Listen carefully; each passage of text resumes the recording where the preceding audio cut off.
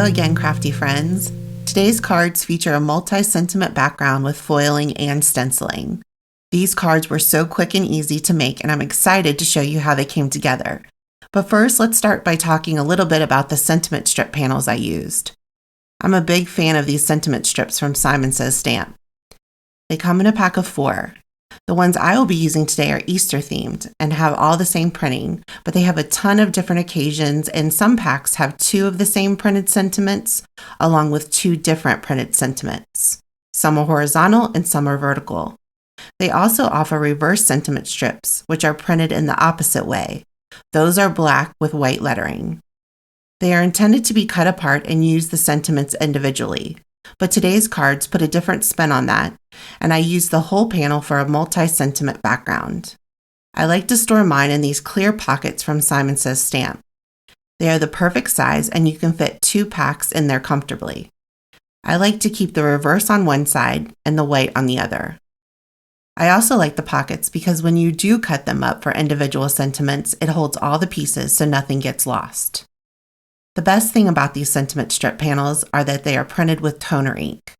That means that you're able to foil with them. Now, this is not the glimmer hot foiling that you do with the glimmer machine. This foiling is used with Deco foil and a laminator or MINC machine. The foil I used in today's example is Thermoweb's Deco foil in the color Glass Slipper, and it's such a pretty blue. To apply the foil, I started by heating up my MINC machine. I set it on setting 5, the highest setting. I suggest testing your machine on different settings to see what works best for you. You can always do this with a laminator. Just make sure to let it heat up for at least 20 minutes to get it nice and hot. Okay, so my light is green now, which means it's heated up and ready to go. I laid my printed sentiment strip panel inside a carrier sheet, laid the foil on top, pretty side up, closed the carrier sheet, and ran it through my MINC machine. The heat applied the foil to all of the sentiments since they are printed with the toner ink.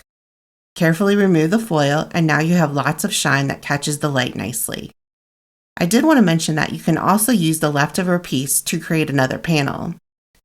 You can place the leftover piece on top of a toner piece of paper to get the reverse look. I didn't do that in today's video, but we'll link to a card set where I use positive and negative foiling in the description below. Now it's time for the stenciling. I will be using the stained glass cross stencil. I like that it includes the solid cross image on the right as well as the mask for it, which gives lots of possibilities. Since the rays of the stencil are very intricate, I sprayed on some pixie dust spray on the back of the stencil to make it temporarily tacky and will adhere to the paper nicely to ensure a crisp image when stenciling. Once the stencil was in place, I masked off the right-hand side and applied Peacock Feathers Distress Oxide ink through the stencil. The foil resists the ink and gives such a cool look. I adhered the panel to a top-folding white note card. I die cut my favorite die for embellishments, the Mini Hearts Party Die, from white glitter cardstock and added them to my card. I finished it off by rounding the bottom 2 edges of the card using my corner chopper. Here's a closer look at all the sparkle and shine from the foiling. I just love how quick and easy this card was to put together. Since these sentiment strip packs come with multiple sheets, I made a few more examples off camera that I wanted to share.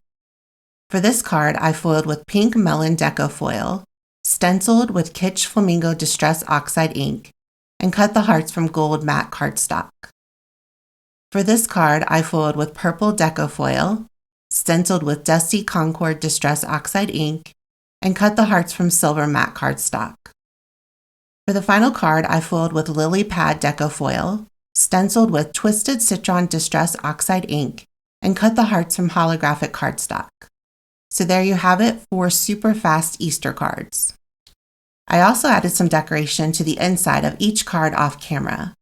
I stenciled the cross image from the same stencil to add just a little something on the inside and tie it all together. Now let's wrap up with some video notes. Take the parts that inspire you and use what you have. In today's video, I shared a foiling technique using multiple sentiments as a background and also some stenciling. Maybe you don't have a laminator and foil, but wanted to try something similar.